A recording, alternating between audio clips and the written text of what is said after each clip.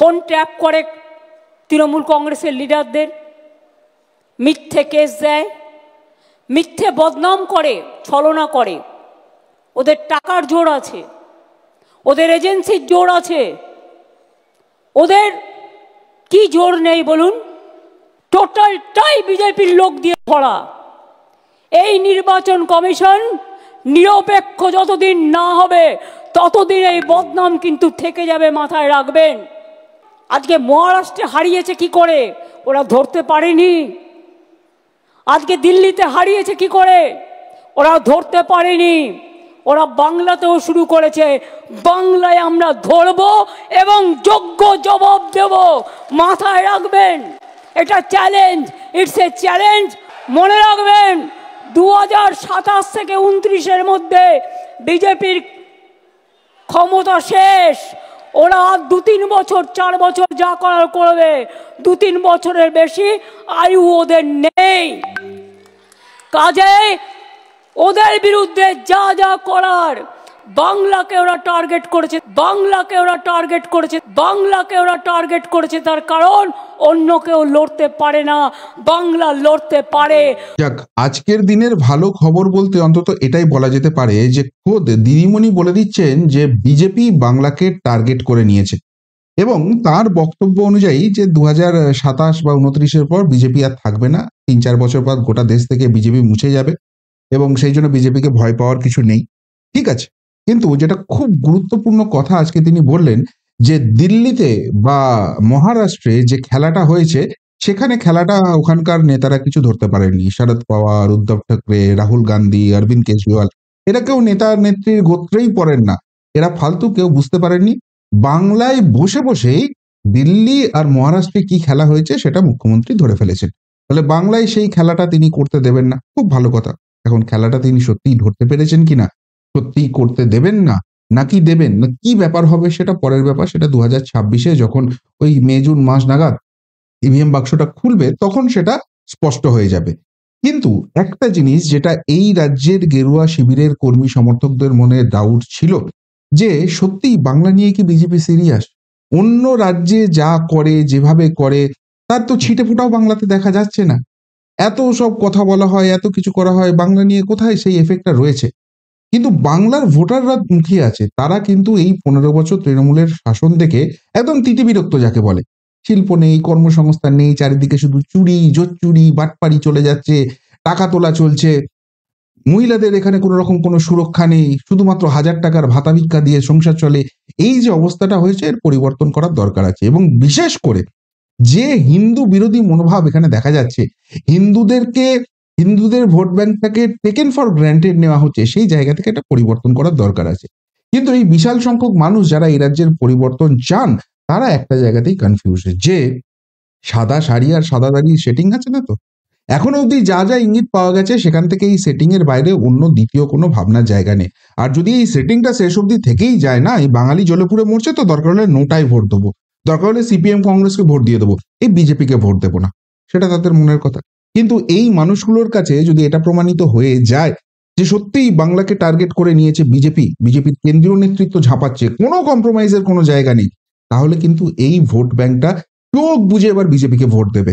আর যদি সত্যি এই 70% হিন্দু ভোট ইউনাইটেড হয়ে ভোট দেয়, তার যদি 70%ও ইউনাইটেড হয়ে যায়, ধুয়ে মুছে সাফ হয়ে যাবে এই রাজ্য থেকে তৃণমূল কংগ্রেস।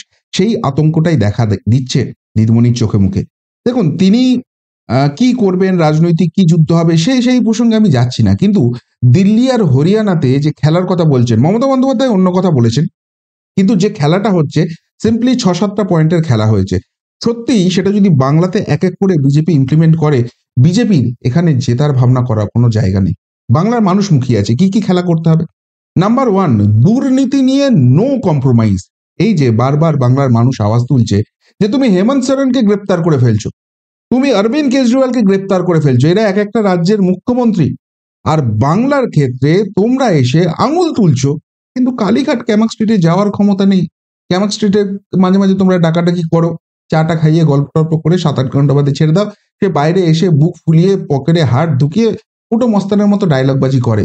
বাংলার মানুষ এটা দেখতে দেখতে তিতি বিরক্ত।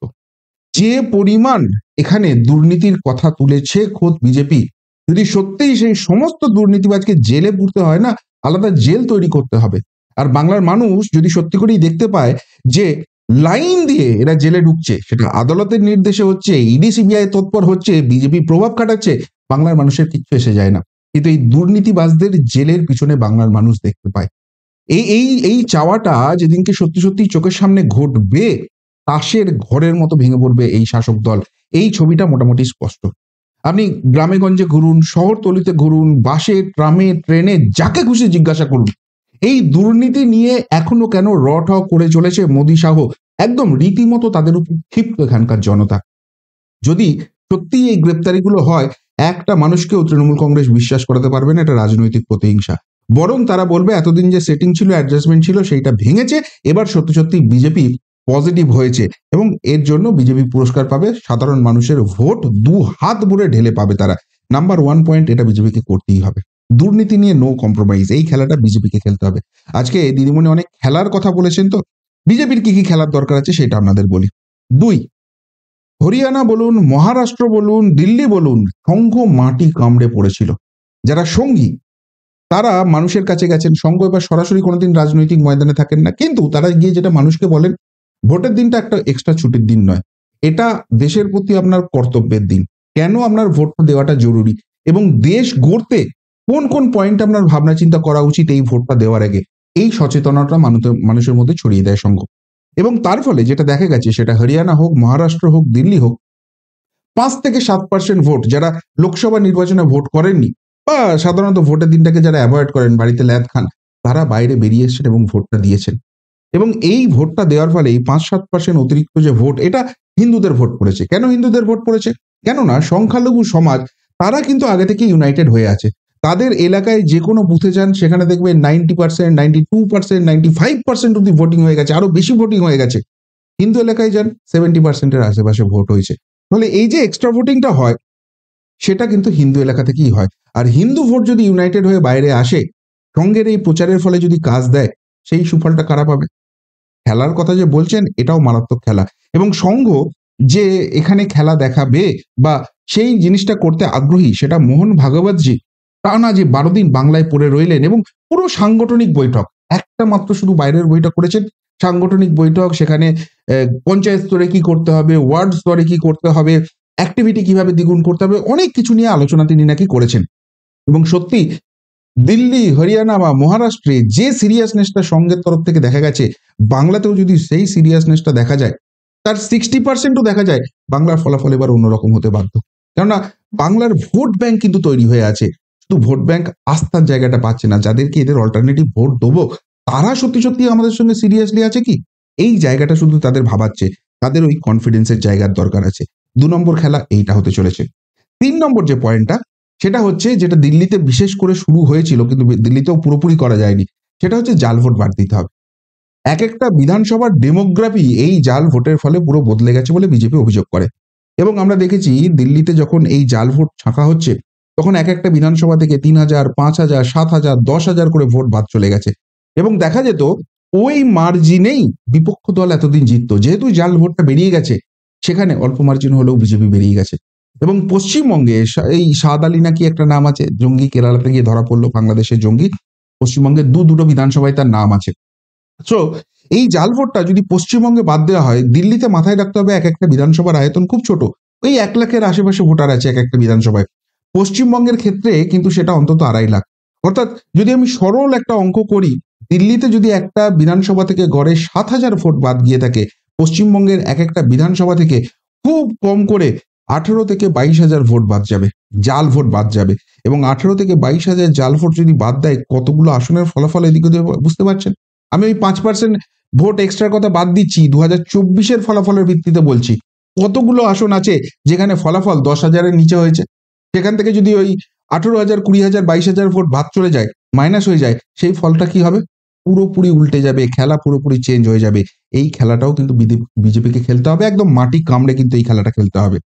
4 নম্বর যেটা দিল্লিতে আমরা বেশি দেখেছিলাম, একদম বুথ লেভেলে মাইক্রো ম্যানেজমেন্ট। মানে এক একটা বুথের দায়িত্ব এক একটা সাংসদকে দিয়ে দিয়েছে, বা 2-3টে বুথের দায়িত্ব এক একজন সাংসদকে দিয়ে দিয়েছে। বিজেপির এতগুলো সাংসদ রয়েছে, 240 জন লোকসভায় আর 98 জন রাজ্যসভায়।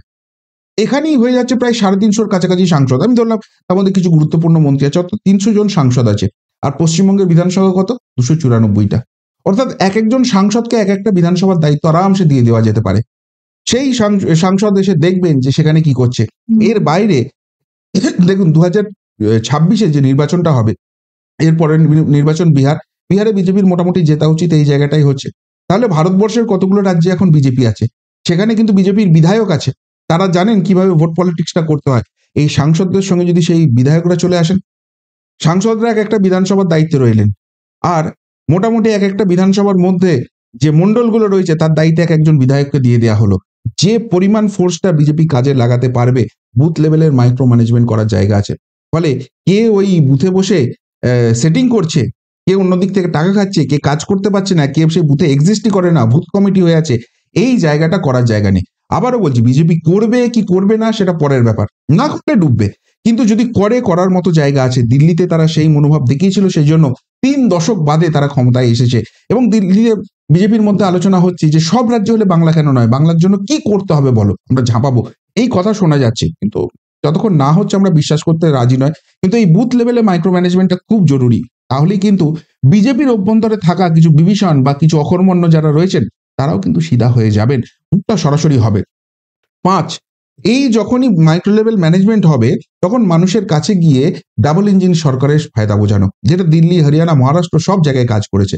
বলছে এখানে বিপক্ষের সরকার আসবে, তারা কি করবে? 5 বছর ধরে রাজনীতি করবে, এই আমাদের করতে দিচ্ছে না, যেমন তৃণমূল এখানে করছে। এই যে তোমরা আবাস যোজনার টাকা পাচ্ছ না, গ্রামীণ সড়ক যোজনার টাকা পাচ্ছ না, 100 দিনের কাজের টাকা পাচ্ছ না, তৃণমূল কি বলেছিল? আমাদের বেশি বেশি করে যেতাও, আমরা সব মোদির ঘাড় ধরে এসে নিয়ে চলে আসবো। পারছে না। এখন কি করছে? ধার দেনা করে যেখান থেকে পাচ্ছে এনে কিছু টাকা মানুষকে দিচ্ছে, কিন্তু তাও পুরোপুরি ফুলফিল করতে পারছে না। ভাইরাস যদি এখানেও বিজেপি সরকার থাকে, কেন্দ্রেও বিজেপি সরকার থাকে, এই সমস্ত সলিউশন হয়ে যাবে। কেননা টাকাটা কেন কেন্দ্র পাঠাচ্ছে না? এখানে যে টাকাটা পাঠাচ্ছে সেখানে যে দলটা বসে আছে তাদের লোকেরা চুরি করে নিচ্ছে, এবং সেই জন্য হিসেব চাওয়া হলে হিসেব দিচ্ছে না। এই যে ব্যাপারটা আছে, এটা শুধু ফেসবুক হোয়াটসঅ্যাপে হবে না, কয়েকজন মানুষ বুঝলে হবে না, এটা একদম গ্রামীণ এলাকায় গিয়ে পড়ে থেকে বোঝাতে হবে, এবং সেটার জন্য শক্তপোক্ত সংগঠনের দরকার আছে। আর সেখানে যদি সংঘ এবং বিজেপির ওই বুথ লেভেলের মাইক্রো ম্যানেজমেন্ট হয়, এটা মানুষকে বোঝানো সম্ভব। আর মানুষ বুঝলে মানুষ ভোট দেবেই, কেননা এখানে থেকে কিছু পাচ্ছে না সেটা নিশ্চিত হয়ে গেছে। কি ধরনের অত্যাচার তাদের সহ্য করতে হচ্ছে তারা জানে, ফলে তারা অল্টারনেটিভ ভাবছে, শুধু বিজেপিকে আস্থাটা জিততে হবে। 6, যেটা আরেকটা খুব গুরুত্বপূর্ণ, যেটা 2021-এ বিজেপি হয়তো অতটা সিরিয়াসলি নেয়নি, কিন্তু তারপর যে রাজ্যেই নির্বাচন হয়েছে বিজেপি এটা করেছে, সেটা হচ্ছে মহিলাদের জন্য একটা প্রকল্প। এবং যে প্রকল্প বর্তমানে রাজ্যে চলছে তার থেকে অনেক ভালো প্রকল্প। এবার বিজেপির পক্ষে যেটা খুব সুবিধা হবে, অলরেডি তারা বিভিন্ন রাজ্যে এটা চালু করে দিয়েছে, সেটা মহারাষ্ট্র হোক, সেটা ওড়িশা হোক, সেটা আসাম হোক, মধ্যপ্রদেশ হোক, বিভিন্ন জায়গায় তারা এটা চালু করে দিয়েছে। এবার মুশকিলের যে ব্যাপারটা হচ্ছে সেটা হচ্ছে, পশ্চিমবঙ্গে যতই তৃণমূল নেত্রী এত বড় বড় কথা বলুন, কাজকর্ম তো কিছু নেই, সব পরিযায়ী শ্রমিক হয়ে ওইসব রাজ্যে গিয়ে বসে আছে। ফলে তারা খুব ভালো করে দেখছে, চোখের সামনে বুঝছে যে সেই রাজ্যে বিজেপি থাকার ফলে সেখানকার মহিলারা কি সুবিধা পাচ্ছেন।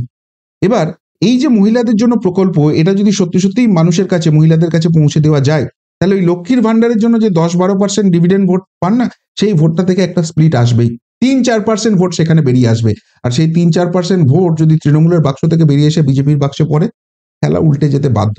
এটাও কিন্তু একটা বড় খেলা হবে। মহিলাদের ভোট বিজেপিকে ধরতেই হবে। কিভাবে ধরবে, কিভাবে সেই সমর্থনটা জিতবে, আবারও বিজেপির ব্যাপার, কিন্তু এটা খুব ইম্পর্টেন্ট একটা রোল। এবং 7 নম্বর যেটা সব থেকে গুরুত্বপূর্ণ, সেটা হচ্ছে হিন্দু ভোট ইউনাইটেড। এই রাজ্যের হিন্দুরা মোটামুটি রেডি হয়ে গেছে, তারাও বুঝতে শুরু করে দিয়েছে যে বাটেঙ্গে তো কাটেঙ্গে, এক रहेंगे তো সেফ रहेंगे। এই যে কথাটা, আজকে তাদের কাছে প্রাণ পুরুষ কিন্তু যোগী আদিত্যনাথজি, তাদের কাছে প্রাণ পুরুষ কিন্তু নরেন্দ্র মোদীজি। নরেন্দ্র মোদী দেশকে যেরকম গোটা বিশ্বের সামনে এগিয়ে নিয়ে যাচ্ছেন, অন্যদিকে যোগীজি উত্তরপ্রদেশে যে মডেলটা চালাচ্ছেন, এই রাজ্যের হিন্দুরা কিন্তু তাতে প্রচন্ড রকমের প্রভাবিত। বাংলাতেও সেই একই রকম জিনিস আসবে। হিমন্ত বিশ্ব শর্মার মতো একজন মুখ্যমন্ত্রী হবেন, যোগী আদিত্যনাথের মতো একজন মুখ্যমন্ত্রী পাবে, এবং বাংলায় সব সিধে করে দেবো। ওই মুখের কথা বললে হবে না, মুখের কথা বাংলা 2019-এ দেখেছে, 21-এ দেখেছে, 24-এ দেখেছে, 26-এ গিয়ে একদম চোখের সামনে তাদেরকে এটা দেখাতে হবে। এই হিন্দু ভোট যদি সত্যি ইউনাইটেড হয়, এবং মোটামুটি যে হিন্দু ভোটটা আছে তার 65-70% যদি ইউনাইটেড হয়ে বিজেপির বাক্সে পড়ে, খেলা কিন্তু শেষ হয়ে যাবে। ফলে ওই যে মাননীয়া বলছেন তিনি খেলাটা ধরে নিয়েছেন, এই যে পয়েন্টগুলো আছে না, এখানে বিজেপি যদি সদর্থক ইচ্ছাটা দেখায়, খেলা ধরে নিলেও তিনি কিচ্ছু করতে পারবেন না, কারণ এই খেলাটা ফেয়ার খেলা হবে। আর যদি এটা বিজেপি না দেখায়, যেরকম ফলাফল হয়েছিল তার থেকে অনেক খারাপ ফলাফল হবে। কিন্তু এখনো অব্দি যেটুকুনি যা দেখা যাচ্ছে, সেখান থেকে বিজেপি যে এই পয়েন্টগুলোর উপর কাজ করবে এবং পজিটিভলি কাজ করবে, সেই আশাটা জাগছে। যদি না জাগতো, আজকে এত আতঙ্কিত ভাবে এইভাবে কথাগুলো বলতেন না, ভোটার তালিকা নিয়ে এত আতঙ্কিত তাকে দেখাতো না। আমরা তো এতদিন জানি ভোটার তালিকার সুবিধা কারা পেয়ে এসছে, চোখের সামনে আমরা উদাহরণ জানি, প্রত্যেকে জানি। তা সত্ত্বেও ভোটার তালিকা নিয়ে তিনি এত কথা বলছেন, তার কারণ তিনি বুঝতে পারছেন বিজেপি সিরিয়াস হবে। তিনি বলছেন ভোট আসছে, এই এজেন্সির তৎপরতা বাড়বে, মানে দুর্নীতি নিয়ে নো কম্প্রোমাইজের পথে যাচ্ছে। এবং সব থেকে বড় কথা, একটা কথা মাথায় রাখতে হবে, আমরা একটা কথা বলা আর মাননীয় একটা কথা বলার মধ্যে ডিফারেন্স আছে। কি ডিফারেন্স আছে? সেটা হচ্ছে আমরা বিভিন্ন মিডিয়া, বিভিন্ন রাজনৈতিক ব্যক্তিত্ব, তাদের কাছ থেকে খবর জোগাড় করে আপনাদের সামনে নিয়ে আসি। কিন্তু মাননীয়ার হাতে একটা এমন অস্ত্র আছে যেটা আমাদের কারোর কাছে নেই, সেটা হচ্ছে আইবি, ইন্টেলিজেন্স দপ্তর। তার যে নিজস্ব গোয়েন্দা দপ্তর আছে, তাদের কাছ থেকে তো ইনপুট তিনি পাবেনই। সেই ইনপুটের ভিত্তিতেই তিনি কিন্তু এই কথাগুলো বলছেন যে বিজেপি বাংলাকে টার্গেট করে নিয়েছে। সত্যিই যদি এই কথাটা তিনি ওই আইবি রিপোর্টের বেসিসে বলে থাকেন এবং সত্যিই যদি এটা হতে যায়, তাহলে যে খেলাই খেলেনি, এই পয়েন্টের উপর যদি বিজেপি খেলে, খেলা শেষ করে দেবে 2026-এ। আপনাদের কি মনে হয়, সত্যি এই পয়েন্টগুলো গুরুত্বপূর্ণ? সত্যি কি বিজেপি এগুলো খেলতে পারবে? নাকি যাই করে দিন, মাননীয়া বলে দিয়েছেন খেলা হবে, সুতরাং 2026 আবারও তৃণমূলের এবং 2021-এর থেকেও বেশি আসন নিয়ে তারা আসবে। কিন্তু মাথায় রাখতে হবে এই পয়েন্টগুলো কভার করছে, তারপরে তিনি বেশি আসন নিয়ে আসবেন। নাকি যেটা বলছেন 2027 থেকে 2029-এর মধ্যে বিজেপি মুছে যাবে, 2026-এ এই পয়েন্টে খেলা হলে তৃণমূল হারার পর 2027 থেকে 29-এর মধ্যে তারা মুছে যাবে, সেই জন্য আতঙ্ক থেকে তিনি সেই কথাগুলো বলছেন। উত্তরটা অবশ্যই কমেন্ট বক্সে কমেন্ট করে জানাবেন। এখনকার মতো এখানেই শেষ করলাম, ফেরত আসছি নতুন প্রতিবেদন নিয়ে খুব তাড়াতাড়ি। ভালো থাকবেন, সাথে থাকবেন, পাশে থাকবেন। নমস্কার।